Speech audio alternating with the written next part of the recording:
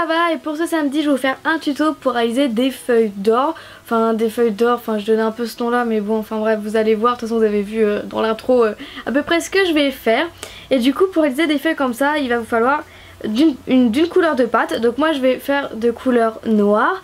En soft numéro 9. Pour faire du coup la feuille, je vais utiliser des vraies feuilles.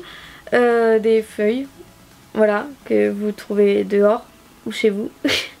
Bref, moi je voulais vraiment des petites feuilles avec pas mal de détails, donc je crois que c'est du basilic, moi. Je crois que c'est des feuilles de basilic. Ouais, j'aime pas ça. Bref, des feuilles quoi.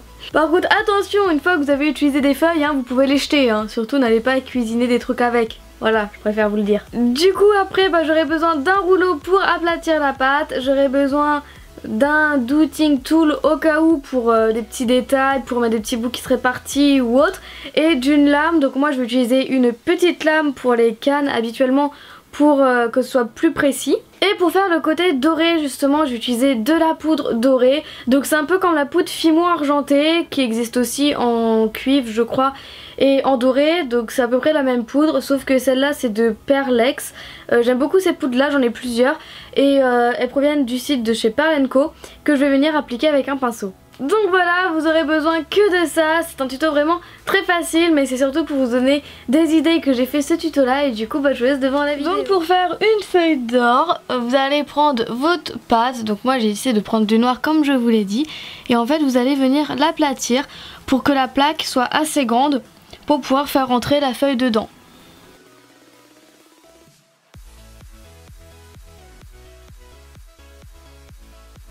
Donc vous allez mettre la feuille dessus. Et en fait pour que les empreintes soient bien prises, je vais revenir donner un coup de rouleau.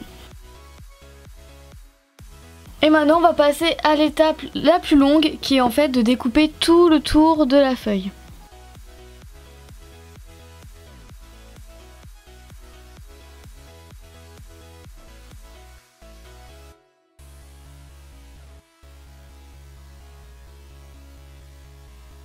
Voilà, et maintenant on va pouvoir l'enlever. Donc on voit bien qu'il y a toutes les marques dessus. Et maintenant on va pouvoir appliquer la poudre avec le pinceau.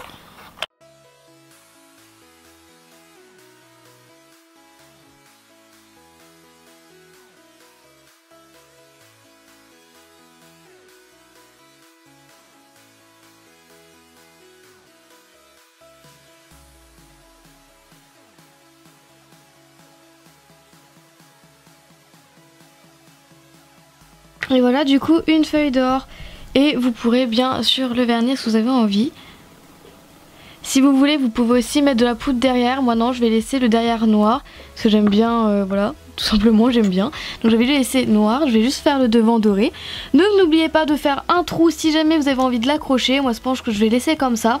Donc si j'ai fait ça c'est aussi pour donner des idées de décoration. Genre si vous voulez mettre dans un cupcake, dans un chantilly ou sur une coque de macaron par exemple. Ça peut vraiment très joli, très élégant. Voilà, j'aime beaucoup en ce moment travailler avec la poudre dorée justement pour faire plein de petites réalisations de ce style là.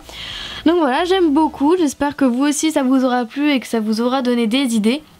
Et du coup, on se retrouve cette fois-ci mardi pour la prochaine vidéo, puisque la semaine prochaine il n'y aura que 2 vidéos. Bisous!